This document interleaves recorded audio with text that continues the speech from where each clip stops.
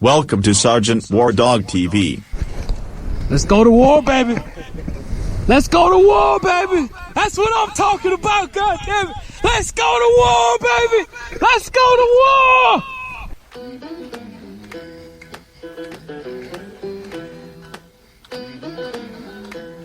Excuse jeans, definitely. All I know is war. All I know is shoot. All I want is more, but I got some things to do. I'm a dog of war. Hell's what I've been through. I'm a dog of war. I did it all for you. I'm a soldier, I'm a warrior. Got an emblem on my cover. And ask me what I did for ya. I put the trash deep down under. Yeah, I'm a dog of war. Hell's what I've been through. I'm a dog of war. I did it all for you, yeah.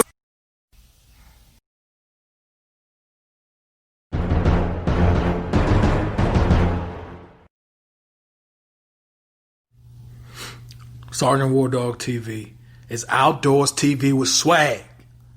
Now let's go to war.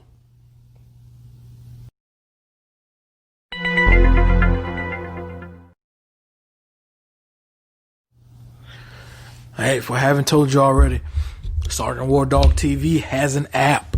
It's now out on both the Apple App Store as well as the Google Play Store. Download it today. Find directions to Camp Doghouse. Hear all of our podcasts. The entire Sergeant's playlist.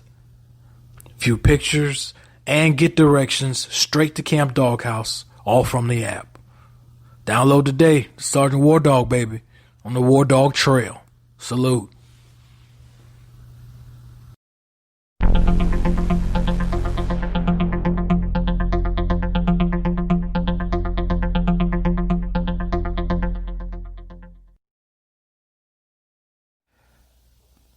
Be sure to follow Sergeant War Dog TV on social media.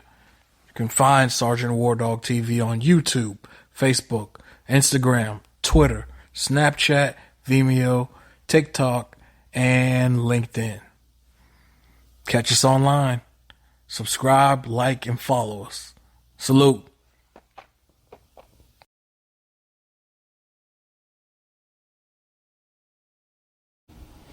Welcome to episode 22 of the War Dog Trail. In this episode, I will make one reference to a major event during my second tour in Iraq, and I'll tell you about my third tour. I want to tell you briefly about April 13th, 2004. 2 days after we'd assaulted Fallujah, we found ourselves in a firefight in the city of Al-Qarma, Iraq, which is only about 30 miles or so from Fallujah. Now we got into a 14-hour firefight there.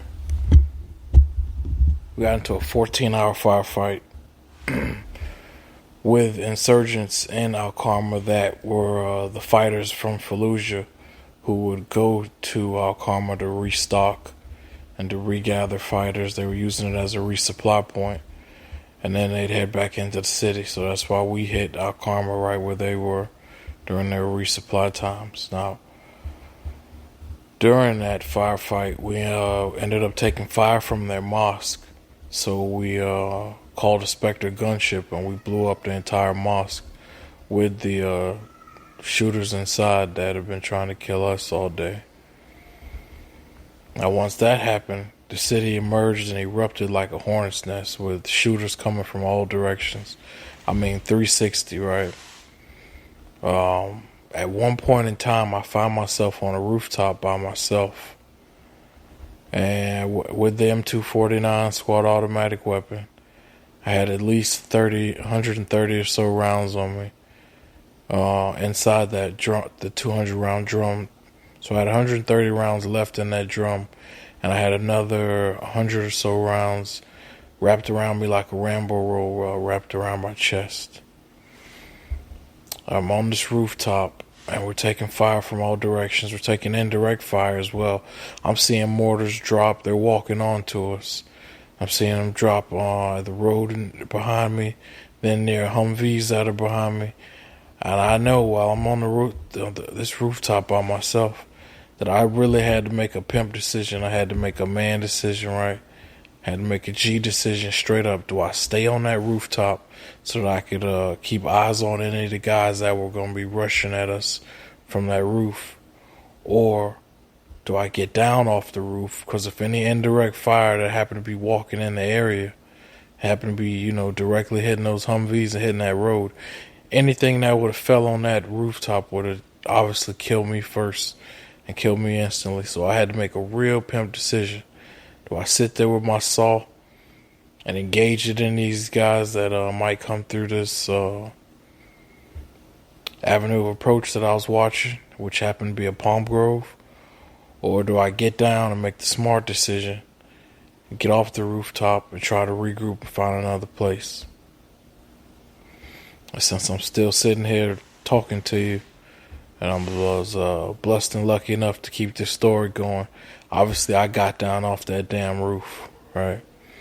Now, I got down momentarily and was able to regroup with some Marines, and we had a talk and discussion about what was going on and where we could regroup and what happened to be happening. But a decision was made for me to go back up on that rooftop, but this time with another individual, with another Marine who also happened to have a saw. So we had two saw gunners on the top of this rooftop. We're watching a palm grove. And at some point, there was movement that I'll never forget. I was able to see like a bluish or teal shirt that a guy happened to be wearing. And I could never remember if they were actually 6 or 8. My mind confuses me at times now to remember if there were 6 or 8 of those guys that were running through the rooftop or running through that palm grove at me. But I used my M249 and I engaged all of them. And I was able to take all of them out before they could get to me or the Marines that I was fighting with there in the city of Al Carmel on April 13, 2004. Now, we finished that second tour and we returned home to the States by around August, as I told you back in episode 21. However, I also told you later on in January of 2005, we received orders to return back to Iraq for a third time.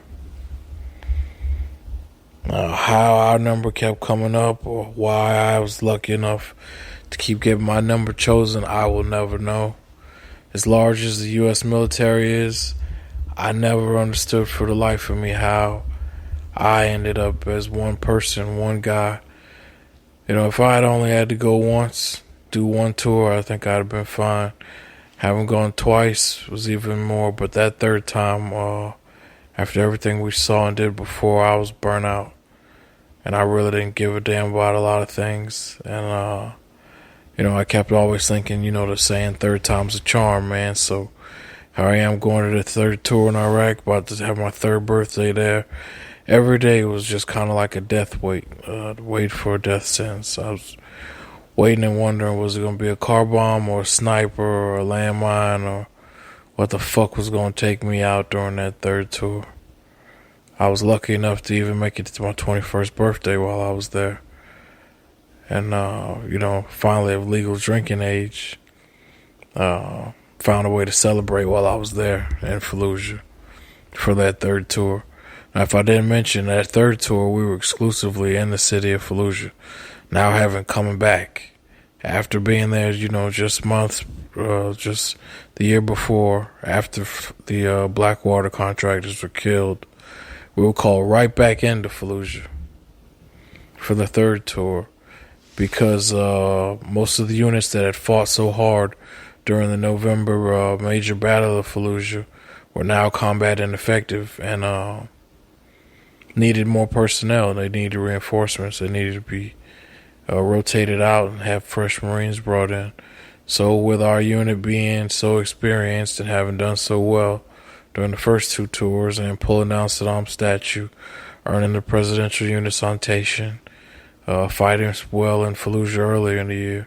Some fucking way, we were called back to Fallujah again for a third tour, for a third 7 to 8 month ride. And something about going back there, going back to the exact places we had been, only this time we were in completely different quadrants or sectors of the city. The part of the city that we assaulted back in April was actually near the MSR, near the hardball, near the highway.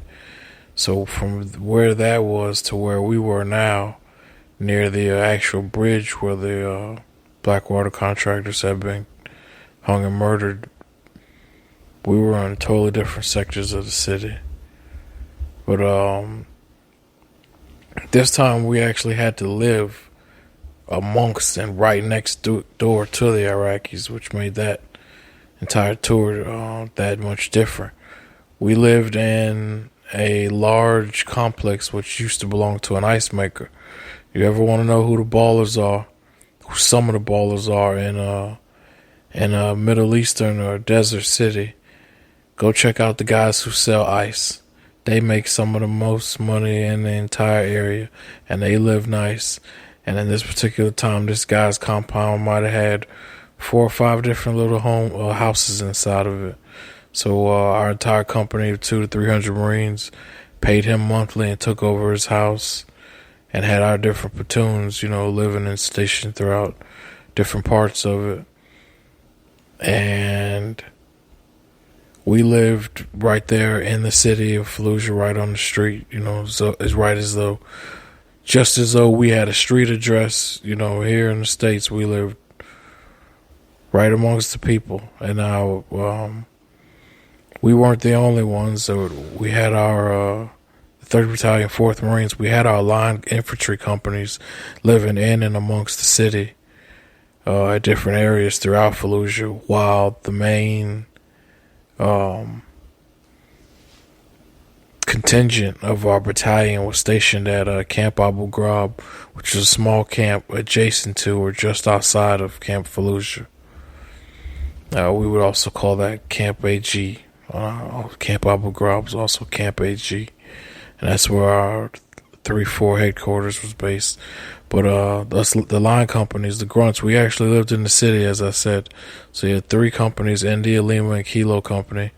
And I was with Kilo Company, living within the city of Fallujah, living amongst the Iraqi people in, buildings or factories that we could take over, and that were large enough to hold all of our men and Humvees and equipment and everything that we needed to operate and live in and amongst the city. Now, a major reason that we needed to be back so fast in January of 2005 in Fallujah was because the parliamentary elections were coming up at the end of the January. They were scheduled to happen regardless. So, irregardless of what the combat and effectiveness looked like of the combat units that had gone through the hard push of the Battle of Fallujah, they still needed to have that proper security posture in place for the parliamentary elections. So I am proud to say that I was a part of the first democratic election for the Iraqi parliament back in 2005, where I truly got to understand and appreciate democracy and the power of each individual vote, as I waited for 16 hours on a rooftop with my saw, with my M249, and I watched Iraqis walk up and get searched by my fellow Marines and have their fingers dipped as they voted for their candidate choices for parliament for the first time since Saddam had been out of power. So I did get to experience that, extreme of actual democratic process and democracy being carried out before my eyes, while I waited for any suicide bombers or snipers to potentially disrupt the elections there in Fallujah. Luckily, we had no incidents. The elections took off, and were held without incidents. We did have a very high turnout there in Fallujah, not as high as any of the percentages we would have had here in the States, but high enough that there were, like I said, people voted, and even women that were having their right acknowledged to participate and to vote and to be searched and to come down and have their fingers dipped so that they also could acknowledge that they had voted. And the finger dipping was so that they couldn't double vote or cheat, or they would have their finger dipped in a certain like paint or dye so that they couldn't get back in line and cheat or try to double vote or disrupt the democratic, the natural voting process that we're used to or that we might take for granted here in the States. We had to make sure that was done on a grassroots level. And that kind of stuff isn't taught to, your modern militaries or your Marines, that you're actually going to be a part of nation building like that. So it's because of events like this that I later went on to become an international relations major at UCF down in Orlando. Because I really became amazed at democracy, international trade, working with different militaries, the Brits, the Azerbaijanis, everything that involved, something saying made in China or made in another country. Just amazed me and blew me away, especially when it came down to the largest of all international, showdowns, you'd say, that I had experienced since age 18, that being war. I wanted to become big into understanding the U.S. State Department and diplomats and ambassadors, consulates, what foreign policy was, what the foreign policy of other countries were, what their stances were. And I really wanted to just be a part of protecting them. But anyway, going back to the third tour in Iraq, most of that entire deployment outside of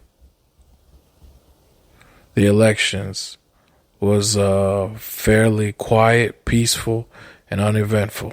I did not have to fire one shot in anger or in defense during that deployment that I can recall. It doesn't mean there weren't any deaths or any close calls during that deployment, because we still did have some. We did lose a Marine sniper, and there were times that Iraqi soldiers or policemen that were around us in Fallujah were killed. And even worse than that, there were 5 female Marines that were killed in a car bomb. And because we bring the females out to search the Iraqi females for us, because they had a big problem with us touching the Iraqi males had a problem with us as men touching their Iraqi females. So in order to respect their culture, and not disrespect the males and start riots over stuff like that, we would bring out our females from, their secretary or clerical type of jobs or whatever other jobs that they happen to be in, communications or whatnot, and we'd pull them off of their jobs from the Camp Fallujah and bring them on 7 tons into the city of Fallujah and bring them out to the entry control points, the ECP, so that they could search females for us and make sure that they weren't bringing in, weapons or bombs. And on one particular day in 2005, while those females were headed back to, they'd finished their day of work searching, and they were headed back to Camp Fallujah, when a vehicle that was strapped down with explosives, car bomb, also known as a VBIED, or vehicle-borne improvised explosive device, happened to ride up behind them and detonate, killing at least 5 of them. And I had to see the large black mark that left, burn mark that left in the road. I had to see it, and all the other Marines that knew them had to see it each day, for the rest of that deployment in Fallujah, knowing what happened to them and knowing the ultimate sacrifices that they made as females in the Marine Corps. At this time, I'm going to take a break and bring you the Sergeant's Playlist. Check on. She said, hurry up, daddy, don't take long. You can go out with her from rubbing the neck on. VVS, you forgot to hit it.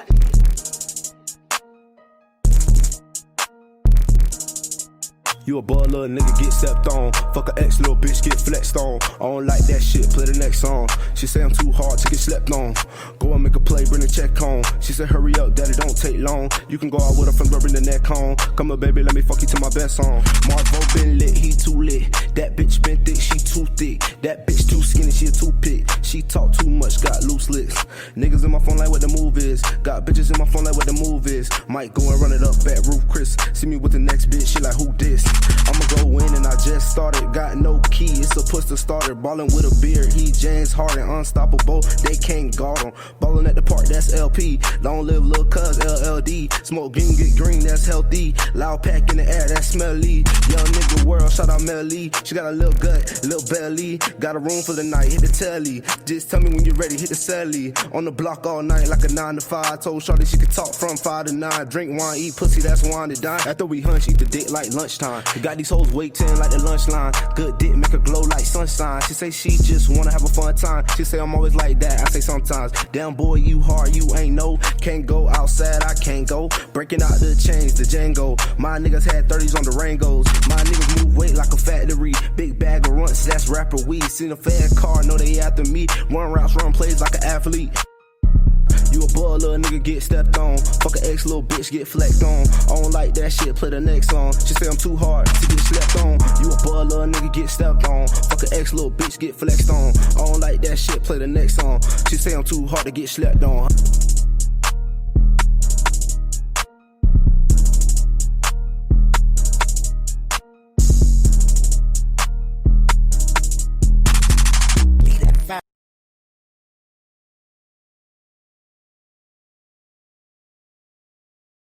Stepped on. You can find Marvin on Instagram at Marvo Ben Lit. Now, headed back into that third tour in Iraq, as I said, most of it was uneventful.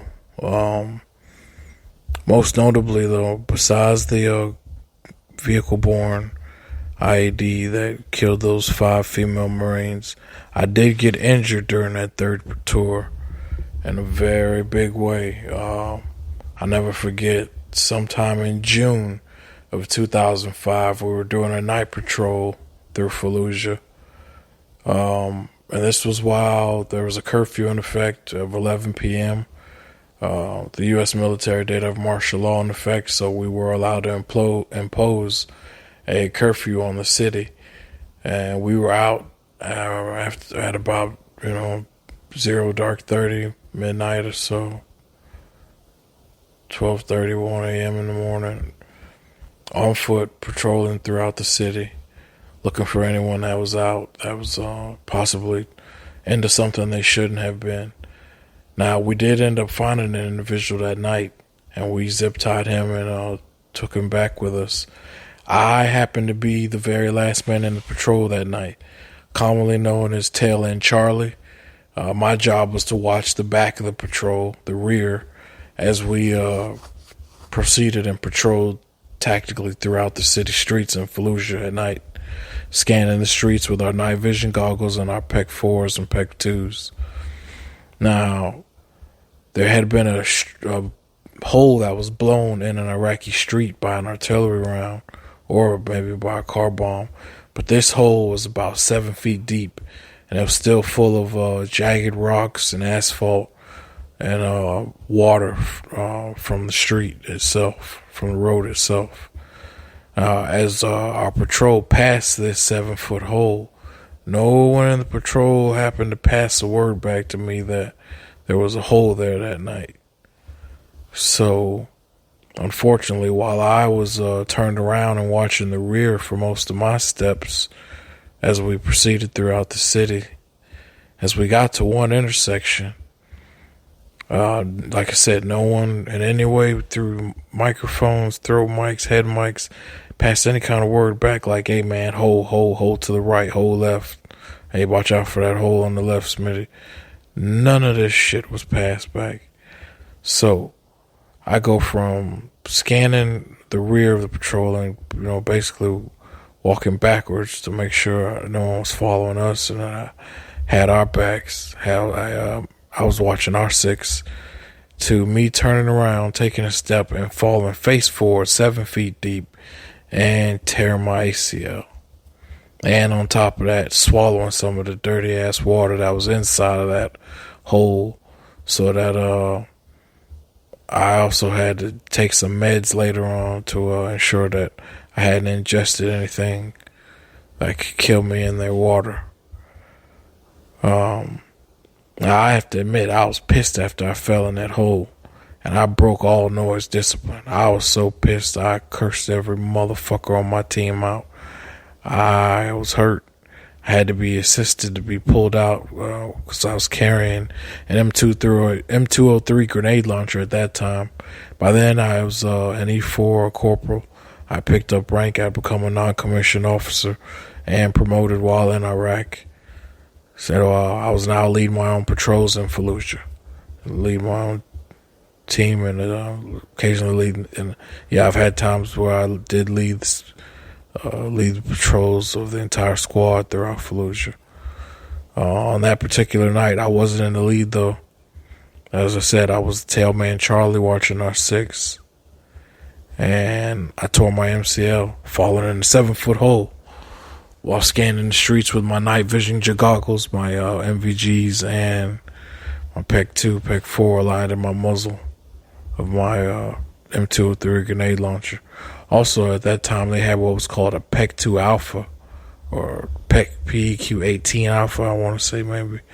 That was connected to your 203, so that you also had the same way you had a laser coming from your PEC 2 that was aligned to your muzzle that you could only be seen through your night vision. You now had that type of guidance for your 203 grenade launcher that could only be seen while wearing your night vision goggles. So I did get hurt for that part of the deployment. I had to spend the rest of it finding other menial duties and ways to assist and help out the team, whether that was radio watch or watching gear or other things to ride out the time for the last month or two, since I was hurt with the torn MCL and couldn't really help and do anything as much as I wanted to. However, regardless, once we got close to our deployment ending around August, and we knew that the last patrol was coming up, regardless of how much my knee hurt, I did gather myself together to say that, yeah, since I walked in that country, I was going to walk out on that last patrol. And I jumped my happy ass in and hobbled and gimped and went both out on foot patrol out of our forward operating base within the city of Fallujah and back, and on foot, just so I could say that I was a part of that last patrol on foot. And the weirdest thing for me, I have to admit, is that I had finally bought into the fact that I actually might survive after having 3 tours, and after, the entire time always thinking, hey, that third time's a charm. So I knew I was going to die at any time during that third tour. And I was just always wondering which way I was going to get it. It hit me during that last week or two of the deployment that my happy dumbass might just be lucky and blessed enough to survive and stay alive. So I had a reversal of mind, or of my mindset, in terms of me having my rule where I never allowed myself to get caught up in wanting to live or wanting to go home or to be begging too much to survive stuff. Because you can only keep yourself stressed out and worried about whether or not you're going to be hit or die for so much before you burn yourself out. And you just kind of have to put it in God's hands and say fuck it and roll with it. Roll the dice, let the chips fall for it where they may, and prepare to kill any of the enemy motherfuckers that you have to, and the infantry and the grunts as you're assigned to and as your fellow grunts are assigned to. Because that's what the mission is for 0311s. The mission of the Marine Rifle Squad, let me say real quick, for an 0311 is to locate, close with, and destroy the enemy by fire and maneuver, and to repel the enemy's assault by fire and close combat. Alright, excuse me. Be a bunch of Marines that want to kick my ass and curse me out for getting that wrong. But excuse me, grunts. It's a late night, and I'm just trying to get this off my chest tonight about this third tour. So I was hurt. We ended the tour, returned home again around August of 2005. I returned home for 30 days back to Orlando. This time I had left my car in Orlando, so this time I flew home to Orlando from my base in Cali, and then drove my car back again from Florida to Cali. That time by myself, Florida to Cali by myself. Stayed in hotels in New Mexico again, or Memphis, I think. And I just had a blast, decompressing and riding across the country, coast to coast on my own, from Florida to Cali again. Now, upon arriving back on base, I was given a different role. I was going from active Marine rifleman to instructor. And myself and some of my fellow Marines, we were all assigned to become instructor controllers at a program called the Mojave Viper program out in 29 Palms, California, where pretty much each unit that had to head out to Iraq or Afghanistan was responsible for coming out to this training package in the middle of the desert, where they went through 30 days of CACs, or combined armed exercises, where they would learn to immerse themselves in the full combination of Marine air-ground combat, where that's with, guys on the ground, planes, helicopters, tanks, artillery, your grunts on the ground, everyone. You get to see the full assault and mix of all of us on that big, huge 900 square mile base of desert space out in the Mojave Desert of Southern California, located in 29 Palms, California. Now, while they were there also, they would have to go through the Mojave Viper program in addition to CACs, which was an additional 2-week or 10-day program where they'd have to go through operations such as urban assault, which was similar to paintball, only we'd be using 9mm paintball rounds, 9mm rounds full of paint that actually hurt, to teach our Marines a lesson. We'd also be teaching them entry control, ECP ops, vehicle checkpoint operations, VCP ops, and we would culminate that with an actual exercise in which we had actual Iraqis and Arab-speaking Americans that were hired by acting companies to come in and act and pretend to be Iraqis. We had an entire mini city built out there to resemble a Middle Eastern city, where we had actors, as I said. We had some Marines acting as actors. We had some actual actors, as I said, that actually spoke Arabic or did have Middle Eastern descent. And they would all come out and try to make things as realistic as possible for the Marine units that were about to head downrange to either Iraq or Afghanistan. Now, I held that role as an instructor from, I want to say, September, October of 2005 until March of 2006, in which I was allowed to in my initial enlistment for a school cut for an early entrance, an early exit from my contract, so that I could make the summer semester for UCF down in Orlando, Florida. And that's what I did. I moved back home to Orlando, went to school, got my unarmed and armed security licenses for security guard work. I also had already had my concealed weapons permit for years. So I found work, different armed and unarmed spots, full-time overnight while attending college full-time during the day. Eventually, I was able to land a spot with the Lockheed Martin missile and fire control facility in Orlando, working there overnight during the graveyard shift and still going to UCF during the daytime so I could keep my security clearance active by working at Lockheed.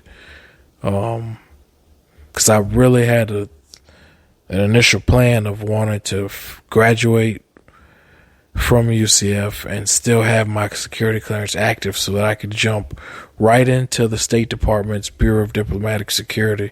And I really wanted to be a part of their mobile security detachment, their MSD, their team that can respond to any embassy, any consulate, any threat on an ambassador or diplomat within, I believe, 6 to 12 hours around the world. That's the team I really wanted to be on and really wanted to make it to after graduating from.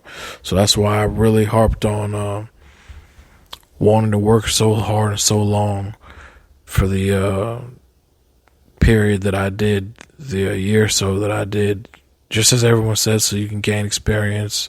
So I had my wartime experience, I had my college experience, and then I was gaining that corporate and security level experience while being a licensed armed and unarmed security guard and or security officer in Orlando, Florida. At this time, we'll take another break and bring you right back into the Sergeant's playlist. Salute.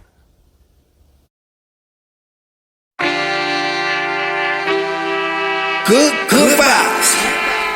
Yeah, I pray for them good vibes. Yeah, good vibes. Hey, I pray for them good vibes with abundance and favor. Abundance and favor, I pray for them good vibes with abundance and favor. Abundance and favor, I pray for them good vibes. Stay healthy and able. Quadruple your paper and I spread the good vibes with abundance and favor. Every day, I pray for the good vibes with abundance and favor. Abundance and favor, I pray for the good vibes with abundance and favor. Abundance and favor, I pray for the good vibes. Stay healthy and able. Quadruple your paper and I spread the good vibes with abundance and favor. Every day, yeah. What's on my mind? You know them Q's and P's, yeah. Dotting up all my I's, crossing up all my T's. Every day that I arise, I thank God that I am breathing. Had pneumonia 3 times. Prednisone used to have me geeking. A body full of scars, yet them odds are gladly beaten. The struggle hit me hard, still my faith was undefeated. My L's could've made a square. Catching hell was all too frequent. Every month, almost weekly. With a soul that called for reaping. Only took a few times to peep it. Everything gotta fall on me and couldn't blame nobody else. In that mirror, I'm all I see. Plus I hear of ancient myths. Certain entities they beings, they harvest pain and fear. They depend on you to feed them. The light that's in your spirit will eradicate the demon by altering your thinking. Might just be your strongest defense. This energy and matter, you control how you perceive it. Better believe it, my boy. Whatever you want to be it. I pray for them good vibes with abundance and favor. Abundance and favor, I pray for the good vibes with abundance and favor. Abundance and favor, I pray for the good vibes. Stay healthy and able. Quadruple your paper, now spread the good vibes with abundance and favor. Every day, and I pray for the good vibes with abundance and favor. Abundance and favor, and I pray for the good vibes with abundance and favor. Abundance and favor, and I pray for the good vibes. Stay healthy and able. Quadruple your paper, and I spread the good vibes with abundance and favor. Every day, yeah. Good vibe. Every day, yeah. Good vibes. Every day, yeah.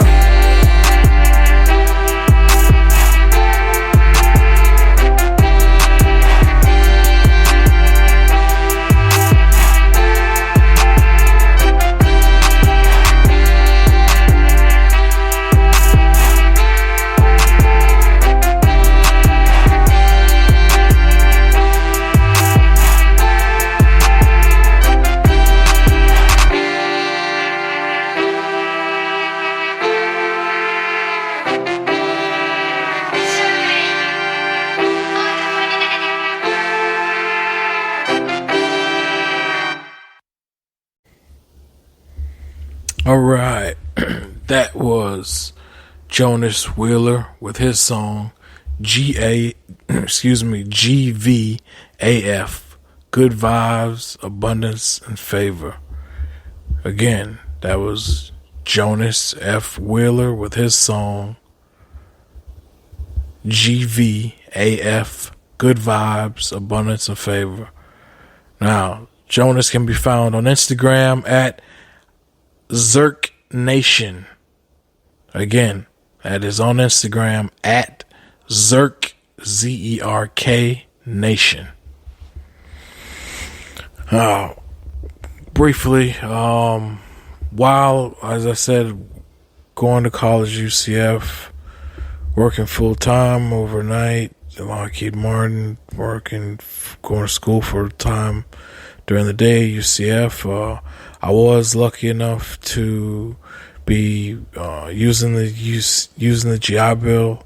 Also had an academic scholarship in the state of Florida, the Florida Bright Future Scholarship. And then on top of that, I had a scholarship and was named a military scholar by the Horatio Alger Association for Distinguished Americans back in 2007. So I did have some pretty decent things going for myself at the time, after having been a 3-time war veteran. By 2008, by